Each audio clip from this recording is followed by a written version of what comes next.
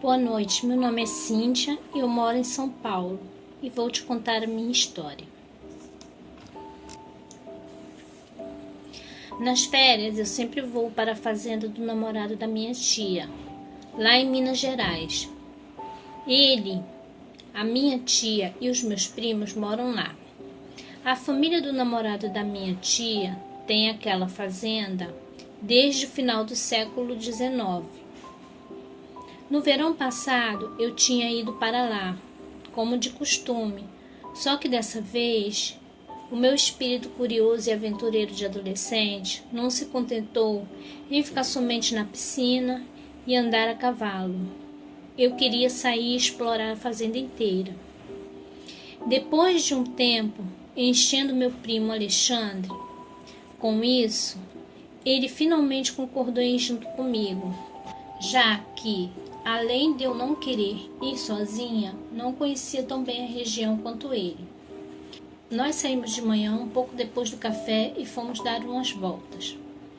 Quando estávamos um pouco longe da casa da fazenda, ele falou: "Já que você quer explorar, eu vou te levar para a casa antiga, principal da fazenda." Quando ele falou isso comigo, eu já sentia que ia encontrar muito mais do que eu queria lá. A casa antiga da fazenda ficava bem longe da outra e nós levamos um bom tempo para chegar lá. Quando chegamos lá, eu vi que a casa era bem velha. Ela não era tão grande, mas não era pequena. A porta estava destrancada, estava simplesmente encostada. Não era exatamente aquilo que eu tinha em mente quando eu falei que queria explorar a fazenda.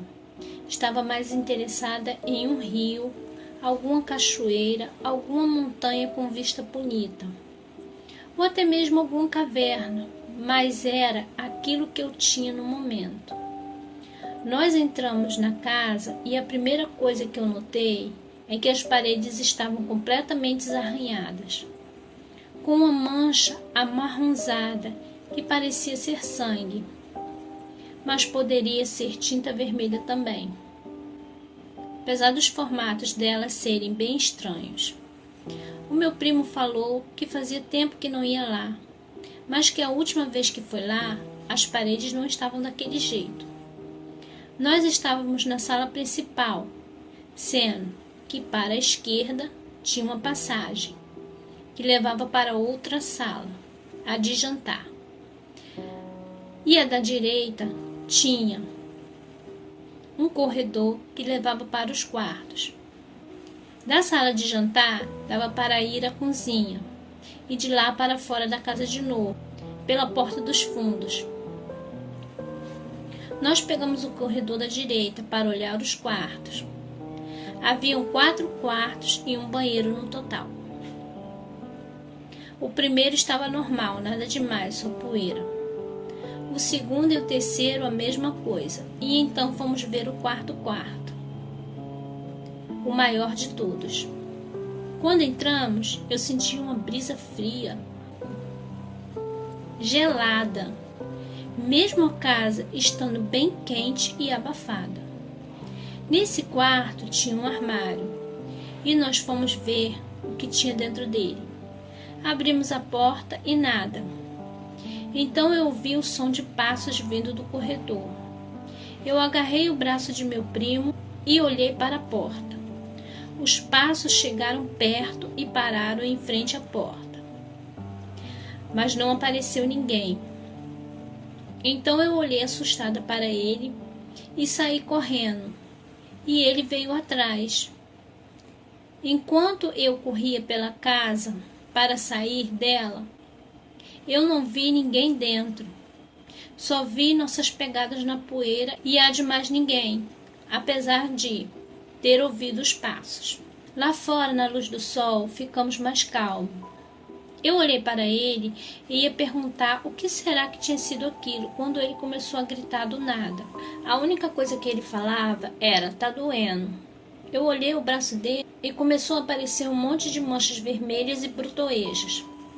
O pescoço dele começou a ficar num tom vermelhado também. eu decidi que era melhor levar ele correndo para a casa da fazenda, para a mãe dele ver o que era. Antes de sair correndo, dei uma última olhada para a velha casa e vi uma fumaça meio cinzenta na porta da entrada, na forma de uma pessoa. Depois disso, agarrei a mão de meu primo e saí correndo. Quando nós chegamos na casa da fazenda, a mãe dele viu como ele estava e ficou assustada. Levou ele até o hospital e deram alguns remédios para ele tomar. O estranho é que no dia seguinte ele estava bom de novo, nem parecia que tinha tido alguma coisa.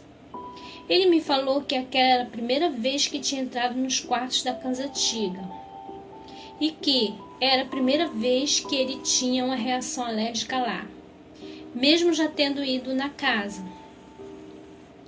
Durante o jantar, nós falamos o que tinha acontecido no dia anterior e falamos dos passos que ouvimos. O namorado de minha tia ficou preocupado, achando que podia ter alguém morando lá escondido, já que isso era incomum acontecendo por lá. Ele resolveu ir investigar a casa no dia seguinte. Como não tinha muita coisa para fazer, o Alex e eu fomos junto com ele.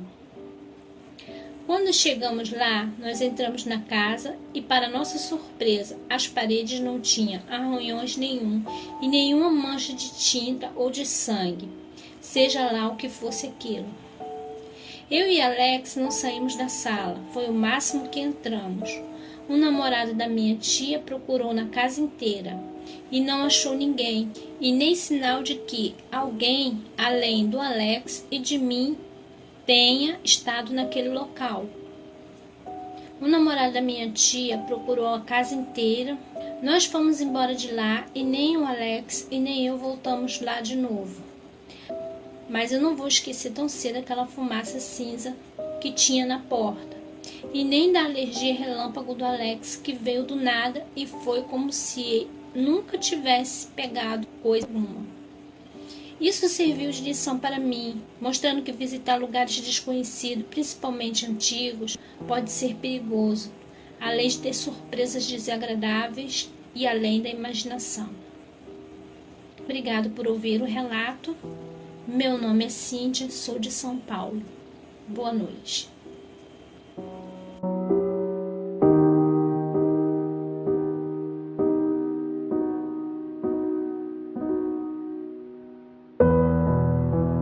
Oi gente, meu nome é Tassiana, sou do canal Tenha Medo e vim aqui pedir para vocês não se esquecerem de deixar o like, não se esquecerem de se inscrever e também não se esquecerem de ativar o sininho. Ajude o canal a crescer compartilhando com seus amigos os contos e os relatos. Abraços a todos e bom insônia.